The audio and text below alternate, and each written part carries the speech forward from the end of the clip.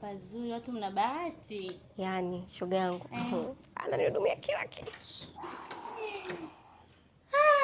Daddy, siku hizi unanitraki.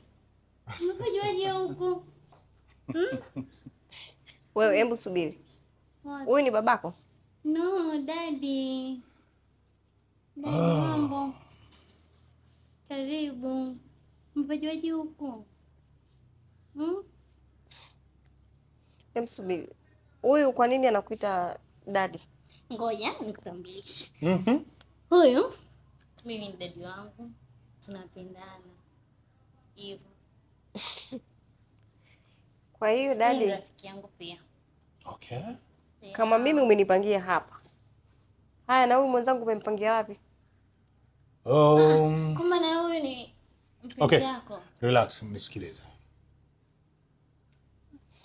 Batuli, kutana na G, mpenzi wangu.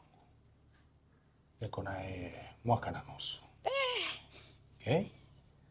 G, this is Batuli. Ni mpenzi wangu pia. Na yeye pia niko naye mwaka na nusu. Nini tunaongea? Yes. Nadhani mmenielewa. Sikilizeni. Mimi sio mtu wa kupigiwa makelele, lakini pia nataka mjue. Mimi sio mtu wa kuwa na wanawake wengi. Hizo sio vitu vyangu. Lakini pia siwezi kuwa na mwanamke mmoja. Pesa haitaki hivyo. Kwa nini umechanganya rafiki yangu? Ameandikwa kwamba ni rafiki yako. Okay. Kama daddy. Okay. Sio vizuri. Kuna chochote umepungukiwa kwa sababu niko na rafiki yako? No. Jana nimekupa shilingi ngapi? 3. Milioni 3. Una shida nyingine yoyote? Hamna. Batuli, what about you? Nimekupa shilingi ngapi? Milioni 5. Baby. Hey,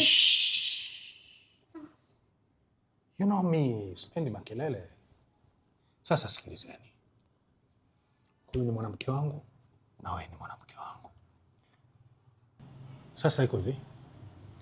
Niko na nyie na ninafurahi. At least mmenipunguzia shurba ya kuanza kuwatafuta ni watambulishe sijui nini na nini. Kila kitu kimeishia hapa. Kila mtu amemjua mwenzie. Sasa basi. Jichagueni.